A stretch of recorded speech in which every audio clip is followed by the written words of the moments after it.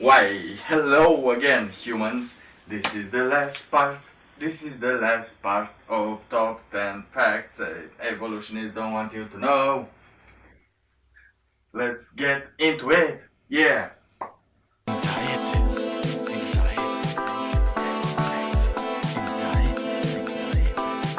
Fact number 9. Evolution teaches immoral behavior.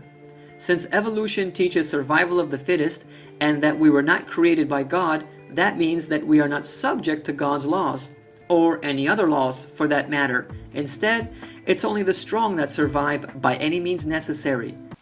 Okay, I tried to let him go long enough without me interfering, but when he got to only the strong survive, it had to be done. No, Mr. Bible Flatbox. It's not the strong that survive, it's those that are fit to survive. You said earlier, I don't know where you just got the strong ones. Let me give you an example. I could go to the gym every day for the rest of my life, become the strongest person on the planet, and I could still not survive, as probably I wouldn't know how to communicate with females. And I would probably not have even an erection from those, steroids. So yeah, the strong doesn't survive, those that are fit. And even earlier, in the Bombardier Beetle case, at fact 4, it was not the Bombardier Beetle who should have survived, because the spider was stronger than the Bombardier Beetle. So yeah, it doesn't work that way. God has nothing to do with anything. God should be only in your heart. Because evolution was not discovered to shoo away God. It was discovered because it was there, but we didn't know how it worked. And the fact that it disproved younger creationists, that was a bonus. And I'll take it. Also, God laws, most of them are ridiculous. Most of them are illogical, and we're not subjected to them. But on the other hand, we're subjected to the rest of the laws. The human laws, created by humans, that make sense. We have laws upon laws upon laws, which we have to follow, because some actions can hurt someone even if you don't think about them. Darwin also taught racism. He claimed that some races were more evolved than others and therefore more intelligent. And this line of reasoning has led to some devastating consequences throughout history. Darwinian evolution was the driving force which led Hitler to first sterilize and then exterminate mentally and physically handicapped individuals in Germany in his eugenics program in 1939. It was actually called the Action T4 program.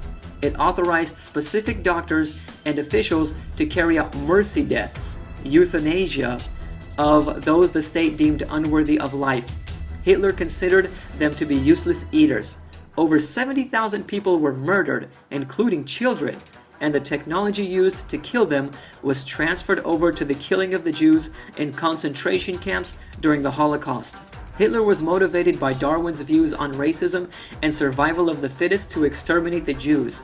He believed that by doing so, he would advance the human race in the cause of evolution. 6 million Jews lost their lives, half of which died in horrifying concentration camps. No. Darwin did not teach racism. He did not teach that one race is more evolved than the other. But I'm curious, where does it say that? And just so you know, I noticed how subtle you went from those that are fit to survive, to only the strong survive. Those that are stronger are more evolved, and those that are more evolved are more intelligent, and those that are more intelligent consider the others less intelligent, and thus you have something that's unrelated, but it seems like that's your point, Because apparently you can't go one fact without abusing Mr. Strawman. Oh, poor Strawman. I'm sorry, Mr. Strawman. So no, Darwin's teachings were not the driving force for killing other people in the name of your God, because they were Christian after all, you know, and they considered that God was on their side, and the anti-Semitic teachings made them hate the Jews. And the useless readers, well, he needed people to fight. And when you're consumed by power, those that cannot fight do not deserve food. Another famous individual, Jeffrey Dahmer, the American serial killer, which murdered at least 17 people between 1978 and 1991, blamed Darwinian evolution for his actions. He stated in an interview on MSNBC that evolution cheapens life and leaves you accountable to no one. He also went on to say that he had accepted Jesus Christ as his Lord and Savior after his father sent him some literature about creationism, which exposed the lies of evolution. On November the 28th, 1994, Jeffrey Dahmer was beaten to death in prison. And now he's in heaven. That's nice. That's a good trade. Kill 17 persons, accept God, you're in heaven. Makes sense? No. Fact number 10. The theory of evolution is not a fact. Sometimes when I read comments on websites about the theory of evolution, I find adamant evolutionists stating evolution is a fact. If it's a fact, then it wouldn't be called a theory. The theory of evolution, which is basically a set of ideas used to explain how life could have come into existence through time, natural processes, and genetic mutations. Okay, I'm gonna explain this very simple so you understand. Evolution is a fact. How it works is a theory.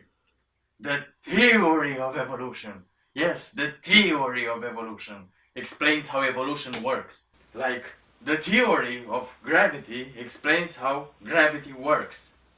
But let's be serious, you don't even know what facts are. Oh, again, facts are things that are proven to be true. And of course, after all this talk, you reach the final point by kicking the goose and telling us that you don't know what the theory of evolution really is about. The theory of evolution is not about how life came into existence. The theory of evolution is how life evolved on Earth. Evolution. It was not inception. What you are talking about is abiogenesis. That's a different field of a different study. Oh man, you're like, ugh. But now, Shushu, anxietist is here, and you will go home now. Goodbye. Okay, now that it's finished, the strawmans are not abused anymore. Yay, go strawman, high five, boom. So, if you enjoyed or at least understood something of what I've said, like, subscribe or at least give a feedback so I know what I need to improve. But mostly feedbacks are cool. Bye.